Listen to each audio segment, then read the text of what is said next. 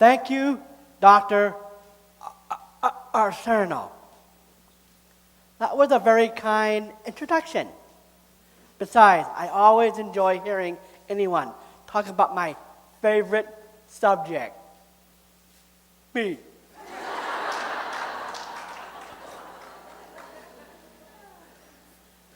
I guess you know Dr. Arcerno invited me here to introduce to you a new electronic medical records program that will change your lives. Nah, not really.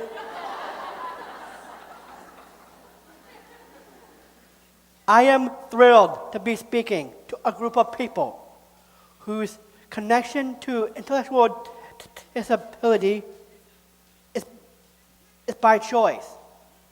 My hope is to give you some insight into lives like mine, and perhaps some thoughts about the kind of society you want to live in as well.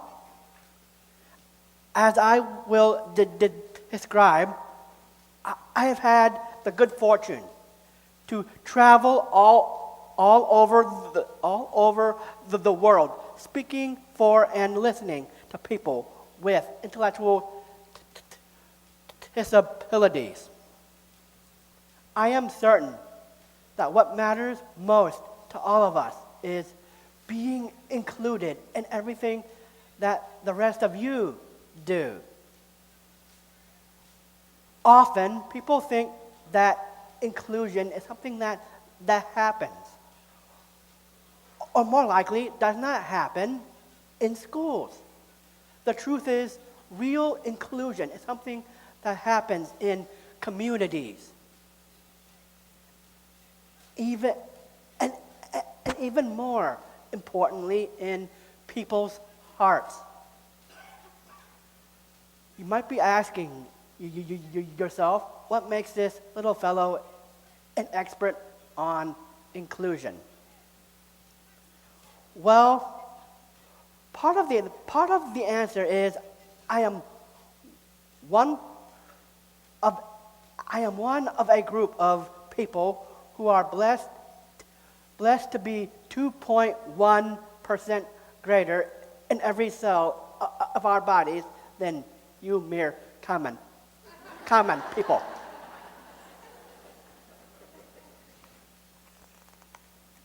Don't worry, I am very accepting, very inclusive. I won't think less of you just because I have more chromosomes than you do.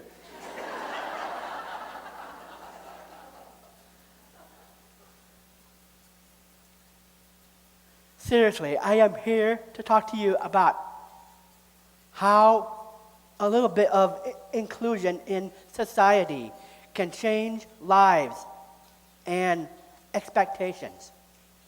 I am here to ask you to think about how many lives are being wasted because we have prejudices that arise from race, religion, nationality, and disability. We have so much to give one another. If we stop building walls to separate and start reaching out to include. What makes me the expert? Nothing really, except I have lived in an unsuspected life. The extra chromosome I mentioned made lots of people think that my life would not amount to very much, too much. Maybe even people who know. Maybe people you know think about that life with Down syndrome is not likely to amount to very much. It is a very common belief. Let me share a little about myself with you and give you something to think about. What I really want to talk about today are differences. I'm going to talk about differences so tiny that they fit inside a human cell. I'm going to talk about other differences that are so large that they span a generation. Just remember, as I am talking, that none of these differences are too small to matter or too large to be spanned by the hearts and acceptance of people like you. We will start with a set of differences that had led me to be a Special Olympics athlete, advocate, and global ambassador. When my body was first forming, when the first two cells divided, each of them had one extra tiny piece of material called a chromosome. People like me tend to be a little shorter because our arms and legs are shorter than most people's. But our faces are usually a little bit flatter than most people's because our noses and our cheekbones and noses don't stick out from our faces as much. All that adds up to a person who is a little bit uncommon. In my case, uncommonly handsome.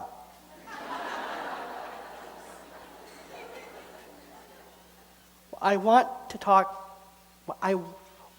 to talk about today is another kind of difference. The difference that open-minded people like you can make in the lives of people like me.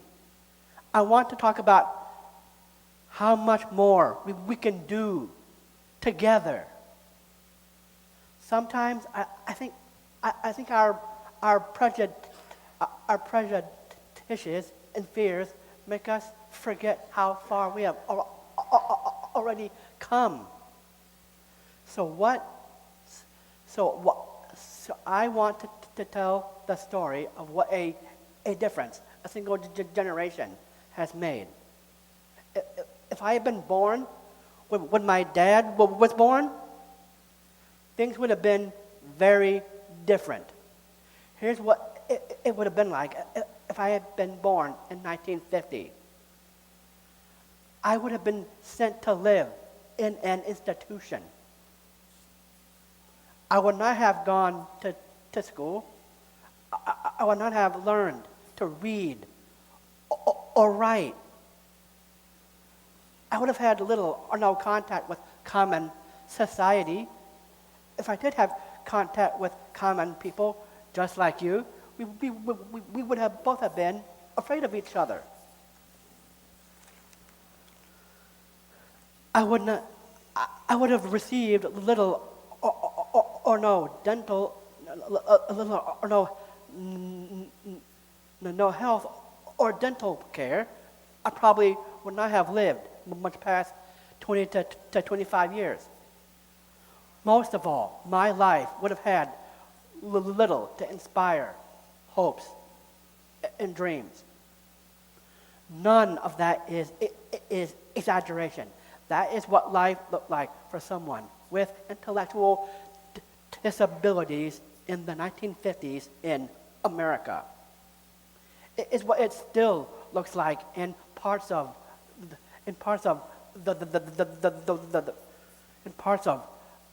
the world. Then along came Special Olympics and changes in education in the 1960s, and everything began to change. Most of all, a miracle happened. People like you and I, learned not to be afraid of each other. Nothing has been the same since. Okay, here comes the part where I tell you about my life and what a wonderful ride it is. if it sounds like I'm bragging, it's because I am. But I don't know how else to show you what is possible now. Okay, here it goes. This is my life. I was born in a log cabin deep in the Ozark Mountains. Well, really, I was born in a hospital in Fayetteville, Arkansas, but that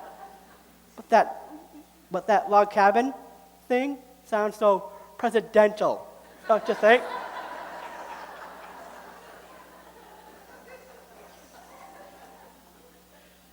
Seriously, so how has my life been different because of people who believed I should be included? Well, here goes. I lived with my family. I went to school with everyone else. I learned to read and write. I competed in sports wearing my school colors. Because of a single teacher who was ahead of his time, I was included in drama classes with the common kids. I acted in school plays. Several times, when there was no part that suited me, my friends wrote a part for me. That inclusion, that sense that I belonged with everyone else, made all the difference in my life. I learned to communicate my thoughts and dreams. I learned to fight for the right to be treated like everyone else. I became a spokesman for others with intellectual disabilities. I have spoken to crowds as large as 10,000 people.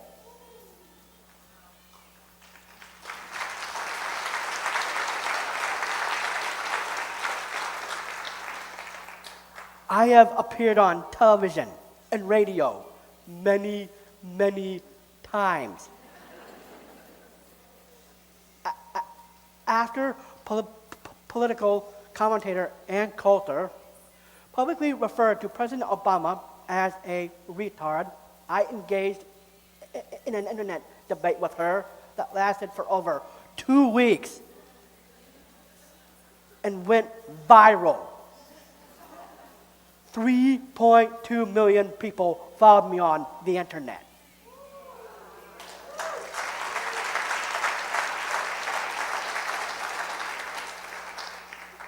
My story of those events appears in a book called Stand Up that has won 2 book awards and become a bestseller on Amazon. At this moment, I need to take a second to tell you a little story about assumptions and preconceptions. When I was in middle school, I wanted to be included in a creative writing class. But the teacher didn't think that I could do that kind of work. In the years since, I have worked hard on my own and with my family to learn to express my thoughts. In the years since, I have been published several times in the New York Times, the Washington Post, the London Daily Mail. My pieces have been reprinted around the world. I am especially proud that a piece I wrote is being included in a textbook entitled Good Writing that will teach creative writing in schools all over the country. I know it is small of me, but I really wish I could see that middle school teacher again. Okay, back to my life story. I have been to the East Room of the White House twice.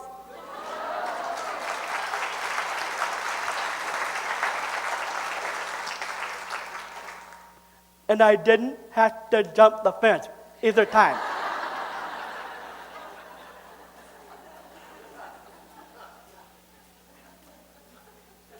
I was one of a dozen people honored at a White House dinner. The president quoted me in his speech that night. Katy Perry was 6 feet away from me as she sung, "Baby, you are a firework." She was so hot.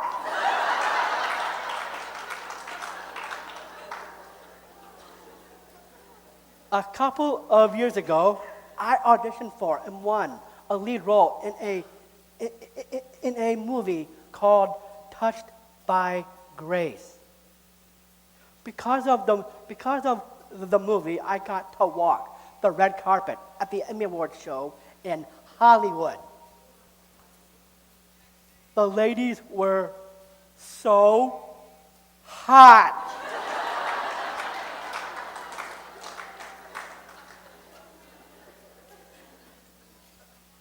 I also have a recurring role in the Emmy-winning TV show Born This Way. I regularly speak to congressional briefings on medical research and intellectual disability. 2 years ago, when I was in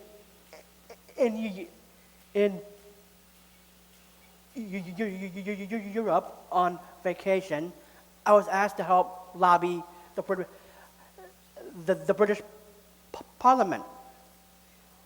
In October of last year, I was asked by Global Down Syndrome Foundation to testify at a Senate Appropriations Committee about funding research into issues related to Down syndrome. That testimony has been translated into dozens of languages and spread across the net. At last count, over 160 million people worldwide have watched it.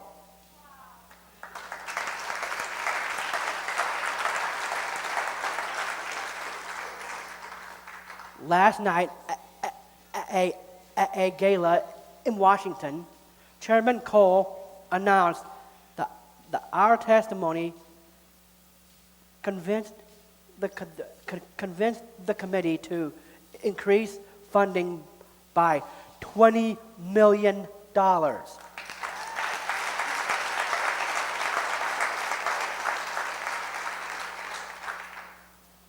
In March, I spoke to the United Nations Committee on Human Rights on behalf of people with Down syndrome, born and unborn alike.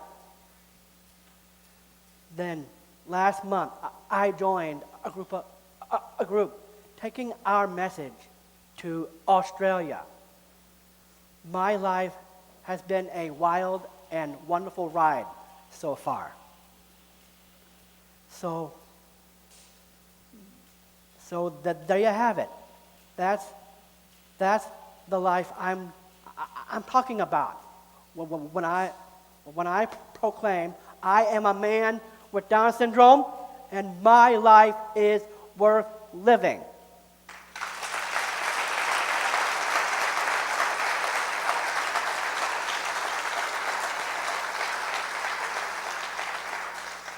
But I must sound a note of caution. We still have a long way to go. We have promises to keep and miles to go before we sleep. You still hear people call one another retard as an insult. There are people like like Nobel Prize winner Richard Dawkins, who think that people like me should be terminated before we are ever born. Because he believes we bring more suffering than happiness into the world. Do I look like I'm suffering?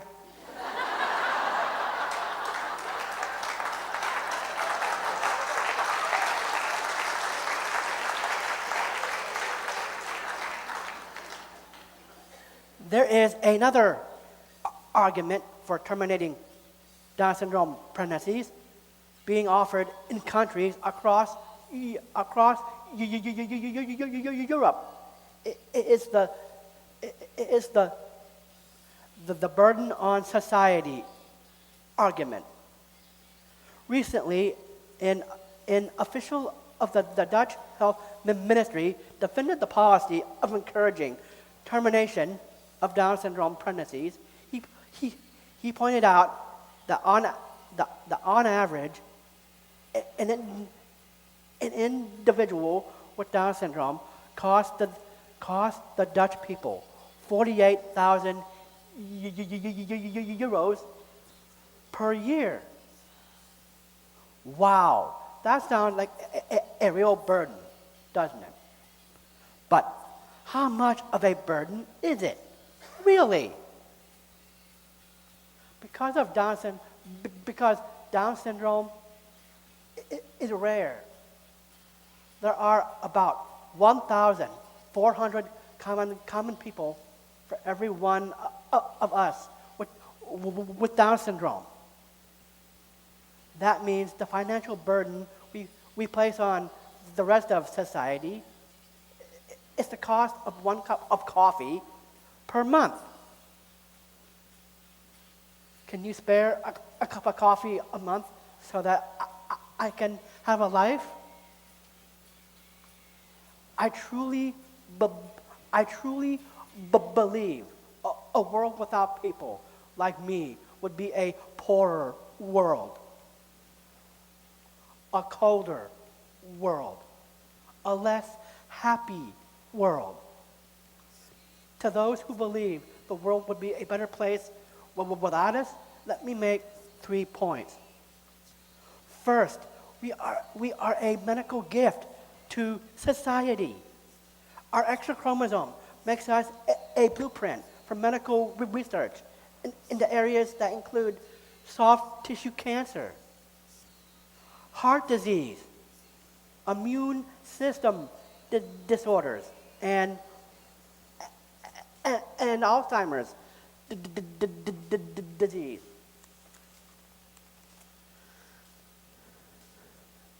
This is because something about the genes in our extra chromosome protects us from organ cancers, but makes us more likely to have heart disease, immune system disorders, and Alzheimer's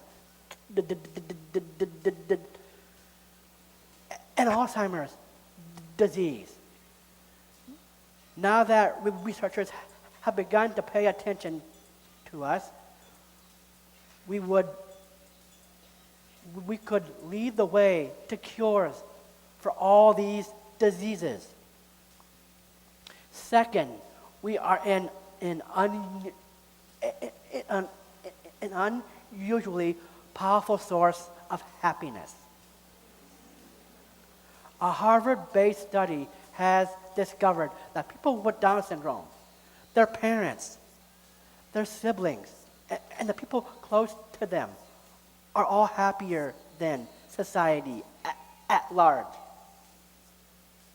Finally, we are the canary in the eugenics coal mine. Genomic research is not going to stop at screening for Down syndrome. We have an opportunity right now to slow down and think about the ethics of deciding that certain humans do not get a chance at life. Let's face it, if Iceland and Denmark and other European nations are proclaiming that they would be free by some ethnic minority by 2030 through a campaign of prenatal testing and abortion. The entire world would be outraged. I have made it my life's work to inform everyone. I can about the value of lives that are just a little bit different. I am determined to show that we are all far more alike than we are different. As Mahatma Gandhi said, my life is my message. I have shown you my life. I really hope that you think about my message. I encourage you to reach out to people who are a little different. Who knows? Someday they will introduce you to a president, or maybe even Katy Perry. Thank you.